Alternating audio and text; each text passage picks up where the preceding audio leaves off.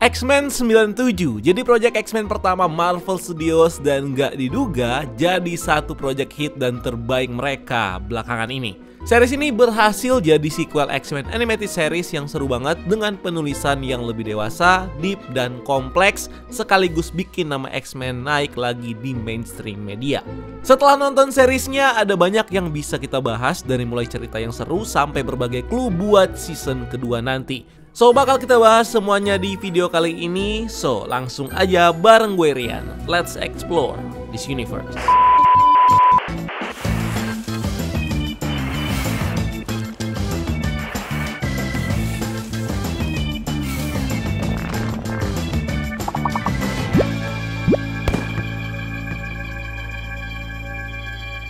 X-Men 97, series yang pas banget buat jadi pemanasan sebelum nonton Deadpool and Wolverine. Begitu juga dengan merchandise teaser kita nih. Kita baru aja launching merchandise yang bisa kalian dapetin di berbagai e-commerce, Shopee, Tokped, TikTok Shop. Linknya pokoknya ada di deskripsi di bawah. Diceki-ceki dulu guys, karena mumpung kita lagi ada promo opening, jadi harganya kita bikin semuanya di bawah 80.000. Belum lagi gratis ongkir dari sononya. Monggo dibeli guys t-shirtnya. Series X-Men 97 ini adalah sequel langsung dari X-Men The Animated Series di tahun 90-an. Ceritanya mengambil setting di tahun 1997, satu tahun setelah upaya pembunuhan Henry Peter Guy Ritchie ke Charles Xavier di ending series originalnya. Ini bikin Xavier meninggalkan bumi dibawa sama Permaisuri Lilandra buat disembuhkan dan dianggap mati di bumi. Sementara itu, X-Men tetap melanjutkan misi mereka buat membela mutant dan manusia. Kematian Xavier, dalam tanda kutip ya kematiannya, bikin X-Men diakui secara legal sama PBB.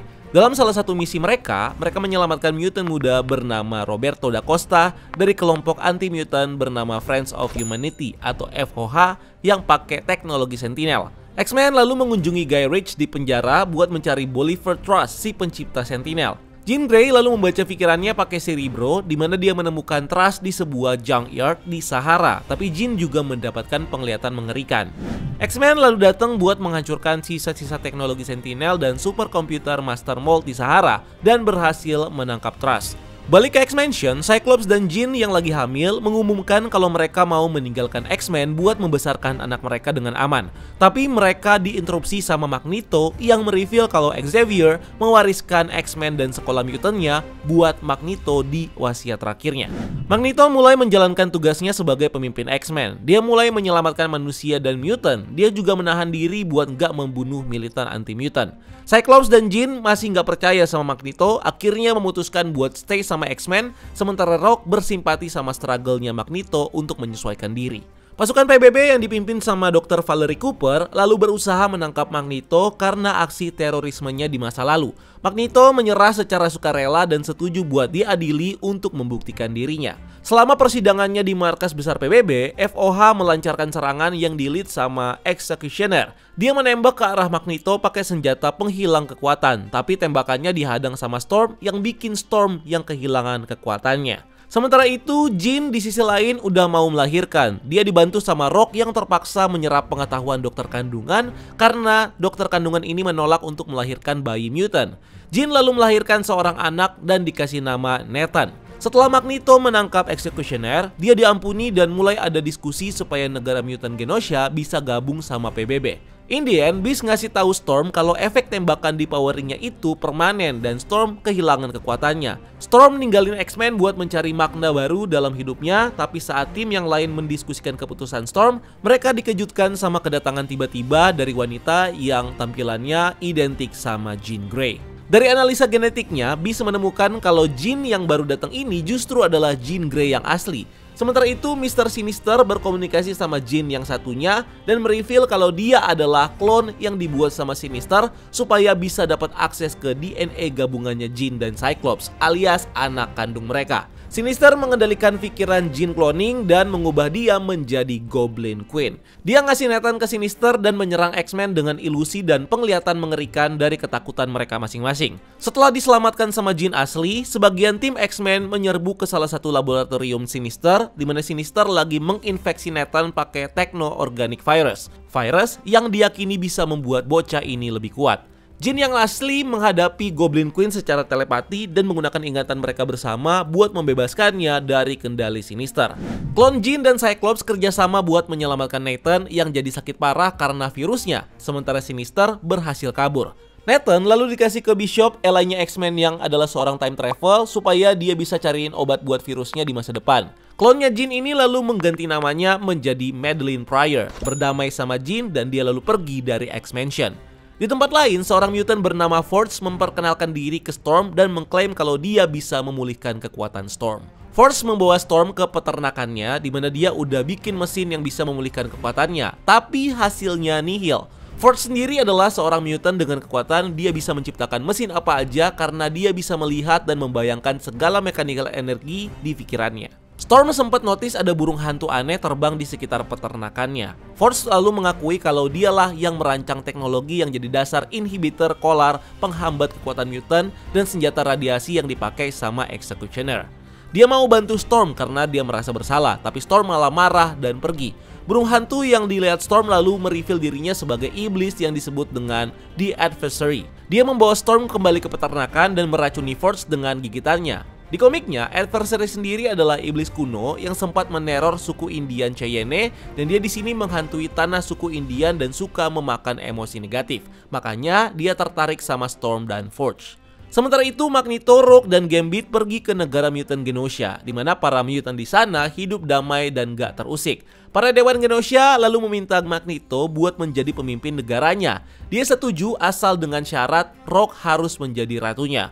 Rogue lalu minta izin dan jelasin ke Gambit sejarah hubungan rahasianya sama Magneto waktu dia masih muda. Karena medan elektromagnetik dari kekuatan Magneto memungkinkan dia buat menyentuh Rogue. Di pesta perayaan gabungan Genosha ke PBB, Rogue mencium Magneto dan sadar kalau hatinya ternyata lebih memilih Gambit. Di sisi lain, Cable si time travel tiba di Genosha dengan panik. Madeline sadar kalau Cable adalah anaknya si Nathan yang udah dewasa. Tiba-tiba Cable ditarik lagi ke masa depan sebelum dia bisa memperingatkan semua orang soal apa yang bakal terjadi di Genosha. Master Mold, raksasa yang udah di-upgrade dan pasukan Sentinelnya lalu menyerang Genosha dan membantai ribuan mutant yang ada di sana. In the end, Gambit mengorbankan dirinya buat menghancurkan Master Mold. Berpindah ke luar angkasa menyoroti perang antara kerajaan Shi'ar dan Kree. Permaisuri Lilandra mengumumkan pertunangannya sama Xavier yang sekarang sudah sembuh. Deathbird, adiknya Lilandra, menolak Lilandra menikah sama Terran atau manusia bumi yang dia anggap sebagai makhluk rendahan. Deathbird menggunakan ritual Mdasha dan menantang Xavier untuk menghapus semua ingatannya tentang bumi untuk membuktikan kesetiaannya kepada kerajaan Shi'ar. Awalnya Xavier setuju sama semuanya, tapi dia ragu dan akhirnya menolak waktu dia diminta buat melupakan X-Men. Ini mengakibatkan pertempuran antara pengawal istana dan pasukan Deathbird, sampai Xavier menarik semua orang ke alam pikirannya untuk mendidik mereka soal hidup berdampingan. Tapi pelajaran ini terputus saat Xavier mendapat penglihatan psikis soal kematiannya Gambit. Xavier lalu memutuskan buat kembali ke bumi. Sementara itu di bumi, Forge menggunakan buku mantra ibunya buat mengusir iblis Adversary. Storm lalu membantunya mencari kaktus langka yang bisa menyembuhkan racun si iblis. Dan dia menemukan kaktusnya di sebuah goa sempit. Tapi Storm sekali lagi terpojok sama Adversary. Storm berhasil mengatasi ketakutannya dan percaya lagi sama kodratnya sebagai mutant. So dia bisa mendapatkan kekuatannya lagi dan mengalahkan Adversary.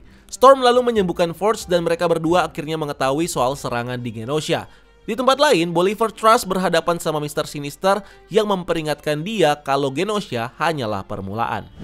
Saat X-Men mengadakan pemakaman buat Gambit, Rogue nggak datang, tapi dia malah mengamuk di fasilitas militer buat mencari Guy Ritchie dan Trask. Setelah dapat informasi dari Jenderal Thunderbolt Ross dan Kapten Amerika, Rogue menemukan Guy Ritchie di Meksiko dan menyerap ingatannya buat menggali informasi. Setelah itu, Guy Ritchie dibunuh secara misterius malam itu juga. X-Men lalu membantu evakuasi dan pemulihan di Genosha dan tiba-tiba mereka dihubungi sama Trask yang ketakutan. Dia ngasih tahu X-Men lokasinya di Madripoor dan mereka pun berangkat dan kumpul lagi sama Rogue di perjalanan. Sementara itu, Roberto dan Jubilee mengunjungi ibunya Roberto buat ngasih tahu kalau anaknya adalah seorang mutant. Ternyata, ibunya ini udah tahu tapi dia meminta Roberto buat merahasiakan informasi ini. Di Madripoor, X-Men sadar kalau Sinister dan divisi rahasia OZT milik PBB sudah mengembangkan program Sentinel yang sangat canggih. Rogue menjatuhkan Trask hingga tewas dan tanpa sadar, mengaktifkan program yang mengubahnya menjadi hybrid manusia Sentinel. Cable datang menolong X-Men buat mengalahkan Trust dengan granat EMP. Dia menjelaskan kalau Sinister bekerja dengan ancaman yang lebih besar sehingga mereka harus segera dihentikan. Ancaman yang dimaksud ini adalah orang yang membunuh Guy Ritchie. Dia adalah Bastion. Bastion mereveal ke Sinister kalau Xavier masih hidup di luar angkasa dan Magneto yang dianggap tewas di serangan Genosha ternyata juga masih hidup dan jadi tawanannya Bastion. Infonya disebar sampai ke PBB yang mereveal ke dunia kalau Xavier masih hidup. Ini memicu protes anti-mutant di luar sekolah Xavier. Cable menjelaskan ke X-Men kalau pembantaian Genosha adalah absolute point di semua timeline yang nggak bisa diubah dan Bastion akan memanfaatkan situasinya buat memulai perang 300 tahun yang akan mengarahkan ke perbudakan mutant membangun utopia buat manusia. Ini adalah alasan kenapa The Watcher sempat muncul sebentar buat menyaksikan sesaat sebelum event pembantaian Genosha terjadi. Cyclops, Jean, dan Cable lalu pergi ke Harmony, Pennsylvania, di mana mereka mengungkap fakta kalau Bastion adalah hybrid manusia dan mesin. Dia dikandung setelah ayahnya terinfeksi bagian dari Sentinel super canggih yang juga adalah time traveler dari masa depan yang bernama Nimrod. Ini adalah follow up dari X-Men Animated Series Season 4 episode 9 dan 10, di mana Nimrod time travel ke masa lalu di tahun 1959 buat membunuh Xavier. Dia digagalkan dan dikirim lagi ke masa depan sama Bishop, tapi sebagian pecahan dirinya ini masih terjebak di masa lalu, dan bagian inilah yang jadi salah satu ayahnya Bastion. Anggota Operation Zero Tolerance atau OZT yang lain khawatir atas pembantaian Genosha yang dianggap terlalu ekstrim. Mereka meminta Dr. Cooper buat memantau Bastion yang lagi di tengah operasi buat mengubah manusia menjadi hybrid Prime Sentinel kayak Trust, dimana si Bastion menggunakan Techno Organic Virus punyanya Mr. Sinister.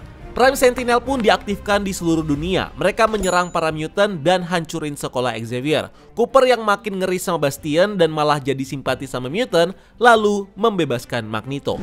Magneto pergi ke kutub utara buat meningkatkan kekuatan medan magnetiknya dan menyebabkan blackout di seluruh dunia dengan EMP. Kejadian ini menewaskan ribuan orang dan mematikan semua Prime Sentinel. Wolverine khawatir Magneto telah mendeklarasikan perang ke umat manusia. Di saat yang sama, Xavier akhirnya mendarat di bumi dan memanggil para X-Men. Awalnya, Xavier mendapatkan respon pesimis dan sedikit ketidakpercayaan dari X-Men. Tapi X-Men tetap fokus buat menghentikan Bastion dan meyakinkan Magneto buat membatalkan pemadaman listriknya. Magneto membangun kembali bekas markas dan suaka mutantnya di asteroid M. Dia memilih buat meninggalkan bumi tanpa listrik dan menolak impian Xavier untuk hidup berdampingan sama manusia. Magneto lalu mengajak X-Men buat gabung sama dia, di mana Rogue dan Roberto ikut sama Magneto. X-Men lainnya kembali ke bekas markas mereka di Muir Island buat regroup. Mereka membagi timnya menjadi dua. Blue Team yang di-lead sama Cyclops pergi ke asteroid M untuk menghadapi Magneto. Sementara Gold Team yang di-lead sama Storm dan Jean pergi ke tempat persembunyian Bastion di Kepulauan Galapagos. Beast dan Force juga bikin kalung yang bisa memblokir kekuatan teknopati Bastion dan memutus kontrolnya atas para Sentinel. Gold Team bertempur melawan pasukan Sentinelnya Bastion, ditambah ada Sinister yang membrainwash Cable buat membunuh Jean. Sementara itu di asteroid M, Xavier mencoba buat mengendalikan pikiran Magneto tapi dia diblokir dengan helmnya. Wolverine menusuk dan melukai Magneto secara fatal, tapi Magneto menyerang balik dan menarik keluar adamantium dari tubuh Wolverine secara paksa. Wolverine terluka parah tapi berhasil bikin Magneto teralihkan. Xavier bisa mengambil kendali pikiran Magneto dan mengembalikan daya listrik di bumi. Tapi ini bikin psikis Magneto menjadi terpecah. Sementara itu, Jean reconnect dengan kekuatan Cosmic Phoenix Force. Dia berhasil memasang kalung inhibitor ke Bastion yang memutus kendalinya atas para Sentinel dan memulihkan kemanusiaan para hybrid Prime Sentinel. Jean juga menyedot dan membakar semua DNA mutant tambahan dari tubuh Sentinel yang bikin Cable bisa terbebas. Sayangnya, Bastion sendiri belum kalah. Dia mengupgrade dirinya memakai lengan tekno organiknya Cable. X-Men berjuang buat mencegah Bastion menjatuhkan asteroid M ke bumi yang bisa menyebabkan event kepunahan baru kayak meteor yang memusnahkan dinosaurus. Pemerintah Amerika juga punya rencana daruratnya sendiri buat menghancurkan asteroidnya dengan rudal, tapi gagal. Bastion akhirnya terpojok tapi dia nggak mau ngalah dan menolak buat dibantu sama X-Men. Dia memilih untuk mati lompat ke engine core dan lalu meledak. Magneto lalu sadar kembali dengan bantuan Xavier dari alam bawah sadarnya. Dia pakai kekuatannya buat menghentikan asteroidnya dan menarik kembali ke luar angkasa. Tapi tiba-tiba seluruh asteroidnya ini meledak dan menghilang tanpa jejak dan sebagian besar X-Men dianggap mati. 6 bulan kemudian, Bishop tiba dan ngasih tahu Forge kalau X-Men ditarik dari waktu sekarang dan terjebak di waktu yang lain. Cyclops dan Jean ada di tahun 3960 di masa depan yang suram. Sementara Rogue, Nightcrawler, Beast, Xavier, dan Magneto ada di Mesir kuno tahun 3000 sebelum Masehi.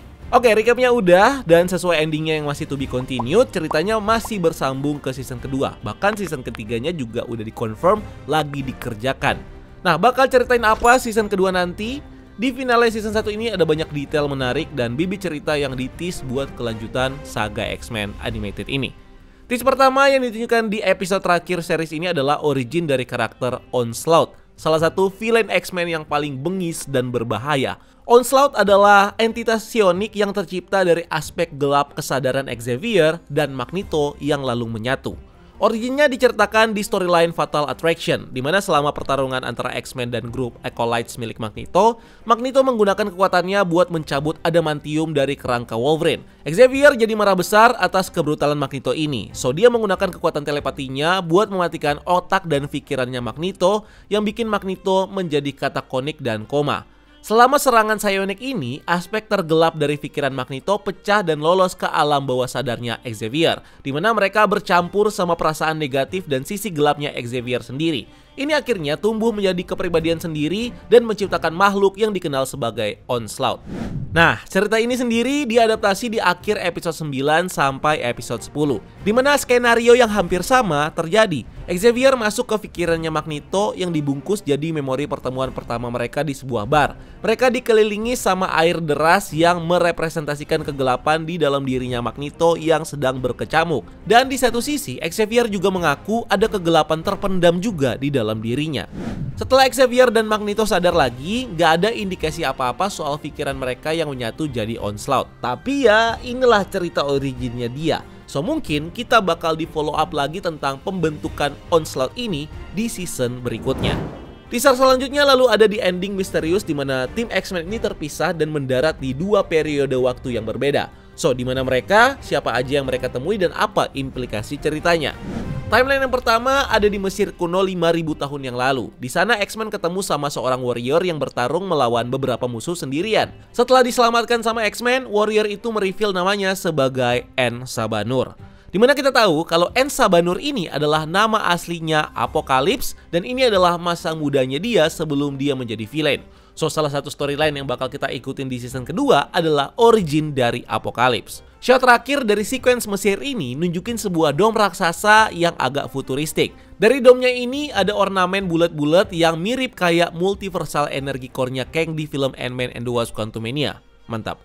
Ini juga mirip sama kota yang dibangun Kang di Quantum Realm. So dari clue ini udah pasti istana atau markas yang muncul di sini adalah istananya Ramatut. Dan yes, dia adalah Kang the Conqueror yang pergi ke masa lalu buat menaklukkan Mesir kuno dan berkuasa menjadi Firaun. Nah, varian Ramatut sendiri kita tahu udah pernah muncul di credit scene Ant-Man and the Wasp: Quantumania. Di komiknya, origin Apocalypse dan Ramatut ini emang berhubungan karena selama masa kekuasaan Ramatut di Mesir, Ramatut tahu kalau di masa inilah si Apocalypse yang dikenal sebagai villain hebat super kuat berasal. So dia bertujuan buat merekrut Apocalypse ke sisinya sejak masih muda untuk dijadikan pewaris dan anak buahnya yang nantinya akan mengkokohkan posisinya si Ramatut ini atau si Kang the Conqueror ini menjadi penguasa dan juga untuk memanfaatkan Apocalypse untuk melawan para superhero di bumi. Tapi rencana ini gagal karena beberapa alasan. Yang pertama karena kehadiran Fantastic Four yang bantu mengalahkan si Ramatut. Yang kedua karena dendamnya Apocalypse sendiri. Cerita singkatnya, waktu si Ramatut ini nemuin lokasinya En-Sabanur, si Ramatut menyerang lokasinya, membantai kelompok yang membesarkan En-Sabanur, dan membuat sosok ayah angkatnya si En-Sabanur ini terbunuh. Ini malah bikin si En-Sabanur dendam dan berencana untuk menyusup ke kerajaan dan menggulingkan Ramatut. Singkat cerita, karena serangan dari En-Sabanur dan kehadiran Fantastic Four, Ramatut jadi kalah dan kabur dari Mesir kuno ke waktu asalnya dia lagi. Nah, semua teknologi yang ditinggalkan sama Ramatut lalu dimanfaatkan sama En-Sabanur untuk dirinya sendiri. Dan seiring waktu, ini membuat dia akhirnya menjadi mutant tiran yang sangat kuat yang kita kenal sebagai Apocalypse sekarang. So, di season kedua nanti ini bakal mengadaptasi konflik antara Apocalypse dan Ramatut. Tapi di sini X-Men yang ikut bertarung sama Ensa Banur, menggantikan perang Fantastic Four yang ada di komiknya. Dan artinya secara nggak langsung ini bikin paradoks, di mana X-Men membantu terjadinya origin dari villain mereka sendiri. Next, di timeline yang kedua yang ada di masa depan di tahun 3960, Scott dan Jean ketemu sama Mother Askani, klan Askani, dan yang mengejutkan mereka ketemu sama anak mereka sendiri, Nathan yang masih remaja. So, siapa sih Mother Askani dan klannya ini? Klan Askani adalah kelompok pemberontak dan freedom fighter yang bangkit buat melawan Apocalypse waktu dia berhasil menguasai dunia di akhir abad ke-37. Mereka memuja X-Men dan Charles Xavier seperti dewa dan menjunjung tinggi ajaran mereka karena terinspirasi dari masa kedamaian dan harmoni yang mereka buat.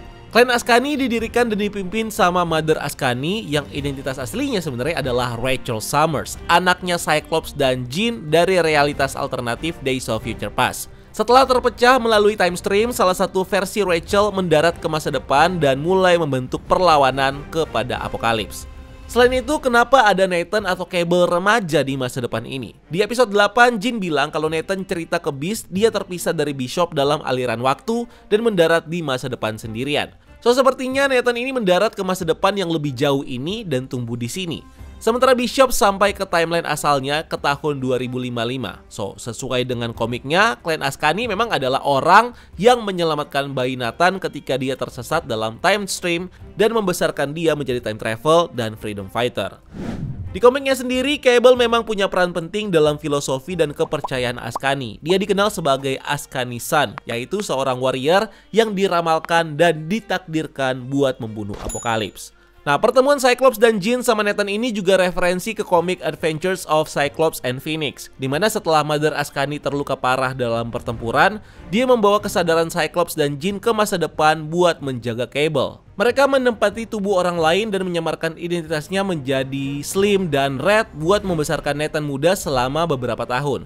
Bedanya di series ini, Scott dan Jean memang beneran tiba secara fisik, jadi mereka bisa dapat kesempatan buat membesarkan Nathan secara langsung.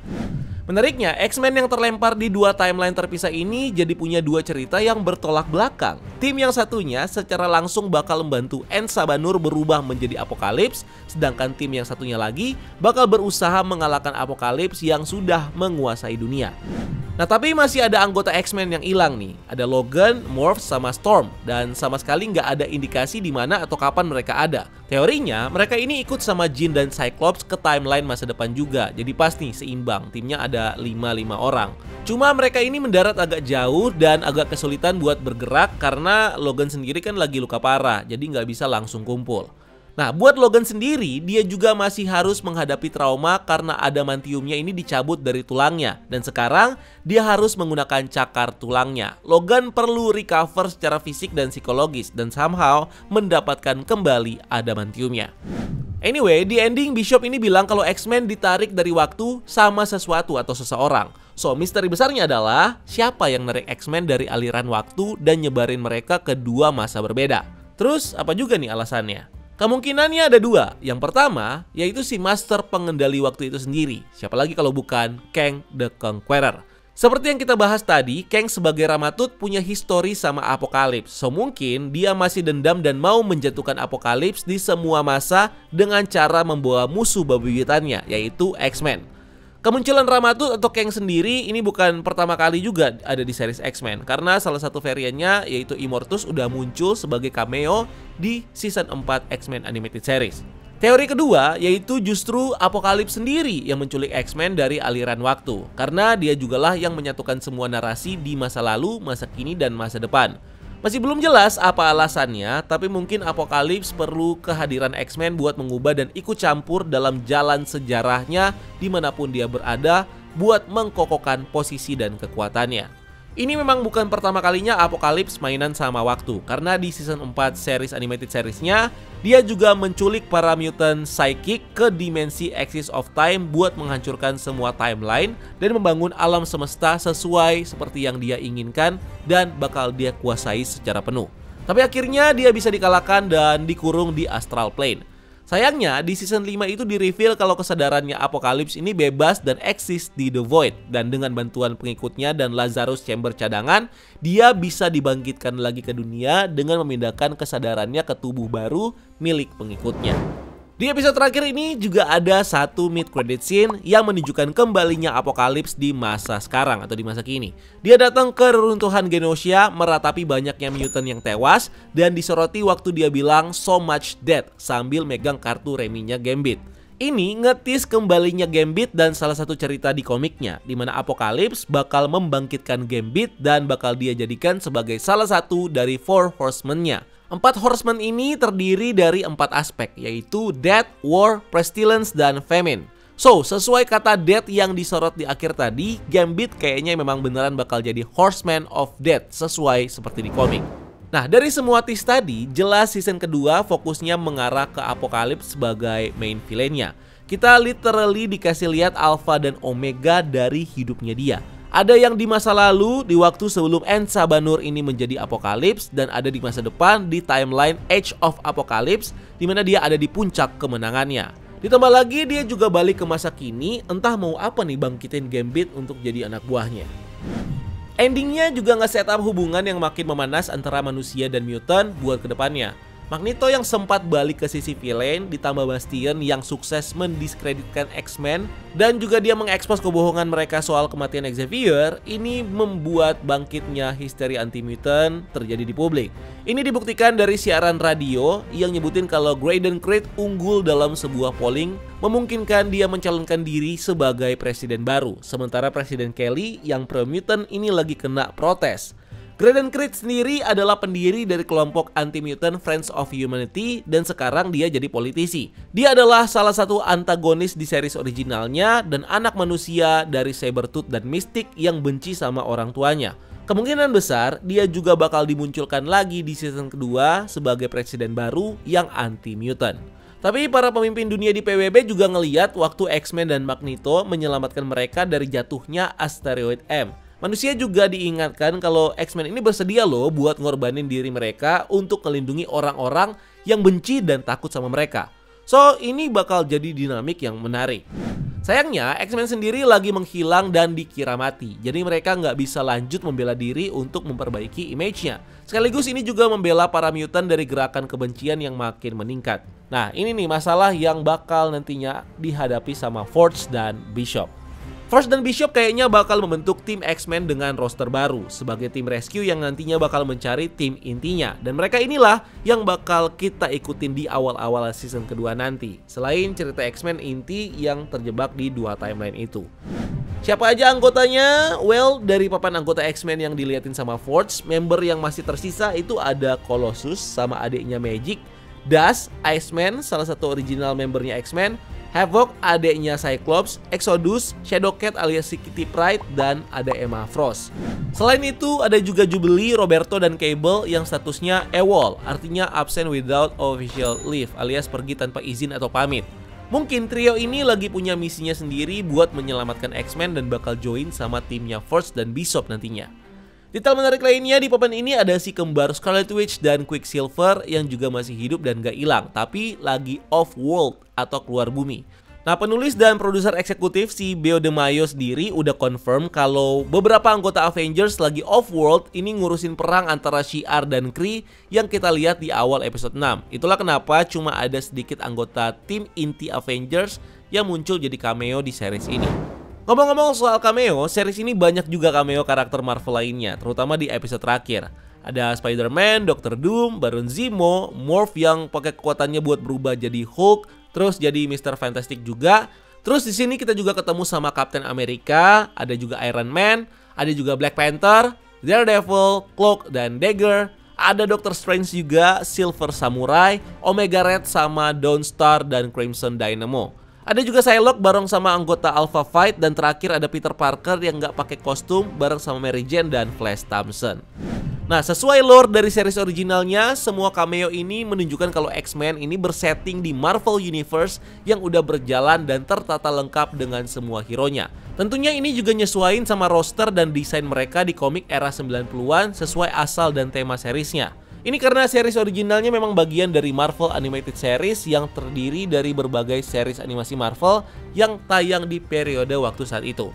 Nah mungkin setelah kesuksesan X-Men 97 ini bakal ada beberapa series hero lainnya yang bakal di-revive lagi buat jadi bagian dari universe yang sama ini. Nah mungkin Marvel bakal mengembangkan universe animated di mana semua hero bisa bertemu dan bisa dieksplor ceritanya nantinya. Nah mungkin hero-hero ini bakal ditunjukkan lebih aktif bertugas selama X-Men ini menghilang di season kedua nanti. Atau bahkan beberapanya bakal bantuin X-Men untuk kembali lagi ke timeline yang seharusnya. So, kalau kalian punya teori atau pendapat atau apapun itu tentang X-Men 97 ini, silahkan tulis di kolom komentar di bawah. Dan itu dia yang bisa kita bahas. Gimana menurut kalian, excited nggak buat nungguin season kedua nanti? Dan menurut kalian siapa nih yang bakal narik X-Men dari waktu asal mereka? So, let's discuss. Thank you udah nonton video ini. Jangan lupa untuk like video ini dan subscribe sebagai bentuk dukungan kalian buat channel ini. Cari kita juga di TikTok dan Instagram karena kita juga bikin konten di sana. Dan jangan lupa lakukan satu kebaikan hari ini. See you on the next video. Gue Rian, until next time, keep exploring the multiverse.